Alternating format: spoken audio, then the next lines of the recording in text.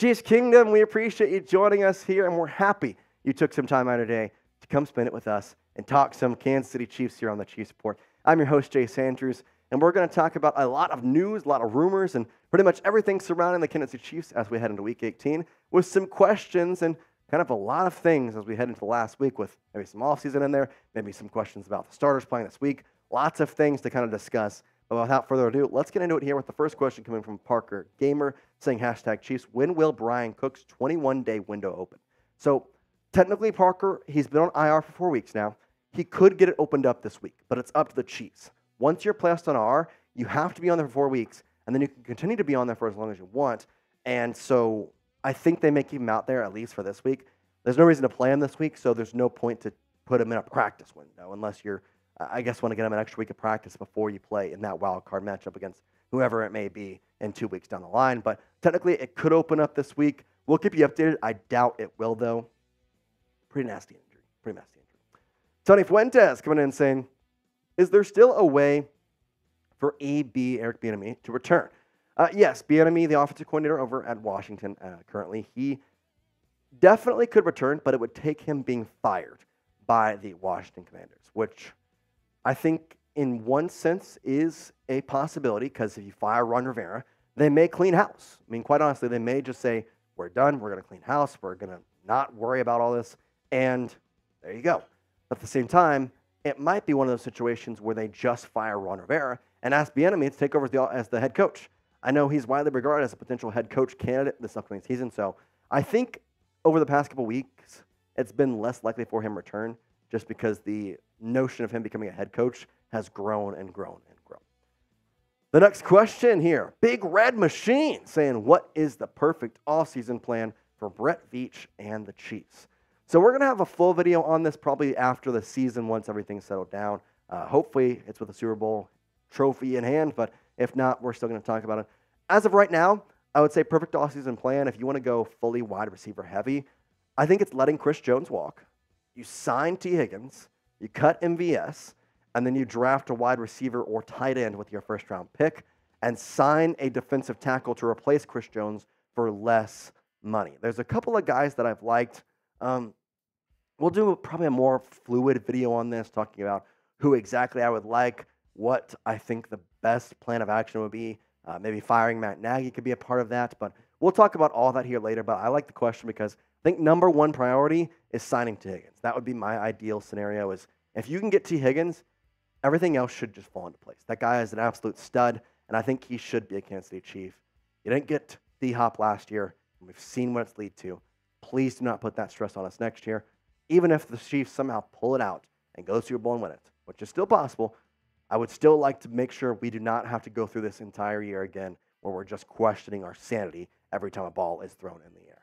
Name a free agent you would like the Chiefs to sign this offseason. I know there's a lot of names floating around, especially with the wide receiver group. You have T. Higgins, you got Marquise Brown, you got Curtis Samuel. But is there someone on the defensive side you want to sign? Is there someone with maybe a tight end you want to sign? Maybe a backup quarterback you'd want to sign? Let me know in the comment section what a player you would be keeping your eye on for Brett Veach to sign here in the upcoming 2024 offseason. DJ comes in with our next question saying, who would you rather have? T. Higgins, Mike Evans, or Jamar Chase? I love this question because, and this may be where my bias shows a little bit, I think it's T. Higgins, Jamar Chase, Mike Evans in that order, and it's T. Higgins, Jamar Chase, and Mike Evans. I love Mike Evans. I think he's great.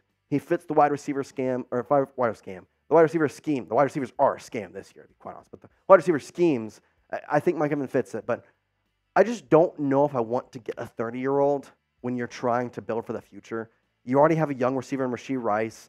MVS isn't exactly the greatest sign. So I'd like T. Higgins and Jamar Chase above them. I think all three would be great. The most likely of those three, though, I think is T. Higgins. You could also sign Mike Evans, but for some reason, there was a lot of talk at the trade deadline that Mike Evans was going to go to the Chiefs, and I was fully in line with that. I thought he was going to do it, but then the Buccaneers started winning, and so that didn't happen. But with T. Higgins, you're just signing him this offseason, and I think an offseason talk, T. Higgins would sign. I don't think Mike Evans might sign with the Kansas City Chiefs, but I like the question. I think T. Higgins would probably be my choice. Maybe a little biased there. Blake with the question saying, hashtag Chiefs, should the Chiefs trade/sign linebacker Josh Allen? I think he could be the perfect left outside linebacker. I like it. The only worry I have with this is there's a lot of money you're spending. And on one hand, I like Josh Allen.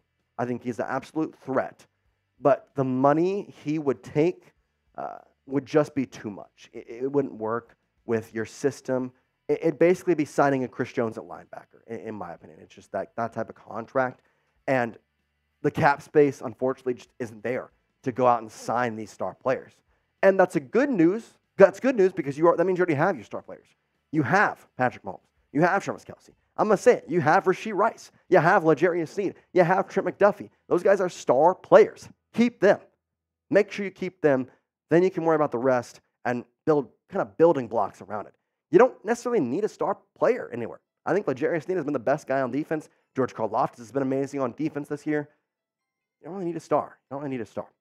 If you want the Chiefs to head back to the Super Bowl, as I've mentioned in the show, then do me a favor, like the video. Pretty proven that we've done it really a lot of season where if you like the video, the Chiefs will win. It's been pretty fluid. If you like the video, maybe the Chiefs will get back to the Super Bowl. So do me a favor, if you want them to head back to the Super Bowl and try and get that back-to-back championship, well, that'd be super nice. Hit the like, and I'd certainly appreciate it. Also helps support us. But before we get into more of the show, I'm going to tell you about our sponsor, Factor Meals. And I'm telling you, if you go to factor.com/ChiefsChat50, you're going to get 50% off. Once again, head to factormeals.com/ChiefsChat50 and use that code ChiefsChat50 to get 50% off. Get started on your New Year's resolution with Factor so that you are ready for the new year. Factor's ready-to-eat meal delivery takes the stress out of meal prepping, planning, and allows you to set up for success in the new year. Skip the grocery stores, the prep work, and cooking fatigue. Instead, get chef-crafted, dietitian-approved meals delivered right to your door with over 35 meals to cook or meals to choose from per week, including options like keto, calorie smart, vegan plus veggie, and more, plus over 55 weekly add-ons. And you'll have a ton of nutritious and flavorful options to kickstart your resolutions. If you need a special occasion meal, well, Gourmet Plus is a perfect solution if you're looking for fast, upscale options done easily. Factor has everything I need for a week of flavorful, nutritious eats. In addition to ready-to-eat meals, they have cold fresh juices, smoothies, energy bites, extra protein, veggie sides, and more to keep me energized during the frantic times here in the new year. Once again, you can get that 50% off by heading to factormeals.com/ChiefsChat50 and using that code ChiefsChat50. Once again, that's code ChiefsChat50 at factormeals.com/ChiefsChat50 to get 50% off. Head to Factor Meals. I'm telling you, you will not regret it. We're going to put that link in the comments and in the description of today's video. Miles saying #Chiefs Chris Jones replacements. Honestly, I like this question because I think overall it looks like there's a lot of pretty good options, but I don't honestly know if you need I'm trying to put this the right way. I don't want to sound naive and say that you don't need somebody to replace Chris Jones because you do, but at the same time, I think that overall you could have a little bit better of options because you don't need somebody exactly like Chris Jones. I think the one guy that maybe stands out to me is a little bit lesser of an option, but it's a guy like maybe Grover Stewart. He's a guy out of Indianapolis, a free agent, and his market value is around the $10 million a year range, which compared to Chris Jones at $30 million a year, it's pretty good. So I think that could also be an option. There's a couple other guys I think we could maybe go with. One that I've honestly liked, and I've said this on a show before, it's Michael Pierce. He's a defensive tackle out of Baltimore, and the one problem the Chiefs have had this year has been run blocking. And if you look at the PFF grades of Karlaftis, of Den, of Noddy, of Chris Jones, and run blocking, it's not great. And although Michael Pierce's PFF grade in pass rushing isn't the best, it's still pretty good, but his run blocking is top 10 in the league. Dude knows what to do in run blocking situations and run defending. So I would like him. I think he could be the best option overall just because I'd like to get a guy who's better with the run defense if you don't get Chris Jones. That's just my opinion, though. I know some people still want him back, and people are going to sometimes clown me for even saying I don't think I want Chris Jones back. But I think at this point, that's just my opinion. And overall, he hasn't been a necessity on this defense. Travis Swift 13. Oh, boy. Can the Chiefs team still win a playoff game in your honest opinion? Yes, but things need to go the right way. When you have Patrick Mahomes and Travis Kelce and Andy Reid, you have a chance to win any game, no matter what. The problem is this offense has been so hit or miss and has been more miss than hit.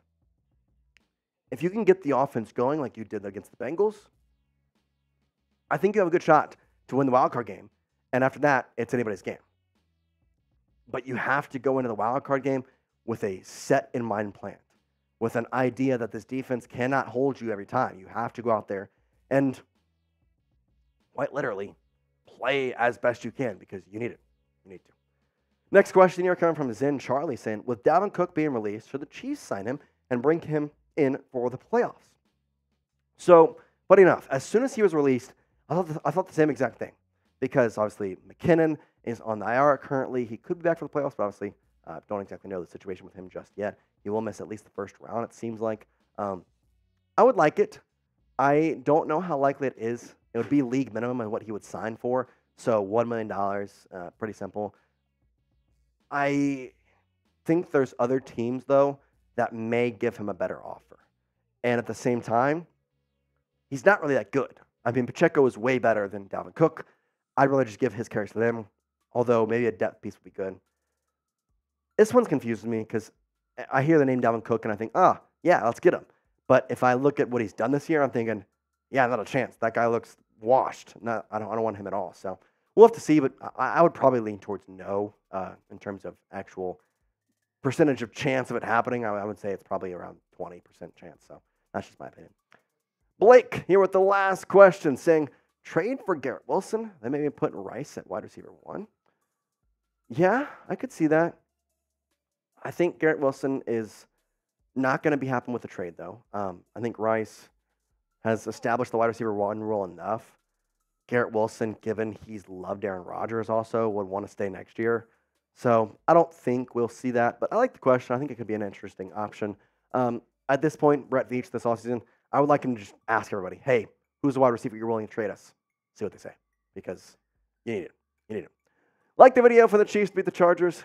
Get that like going. I know we always do this at the end of our mailbags, but hit that like button. I certainly appreciate it and helps us out, helps the Chiefs out, and most importantly, it makes sure you're not the jinx, because we know who likes the video, we know who doesn't. So anybody who didn't like the video before Christmas, I'm going to come find you because Chiefs lost, and I have to blame that on you. So we appreciate you joining us here for this Chiefs mailbag, and hopefully you enjoyed it as much as I did.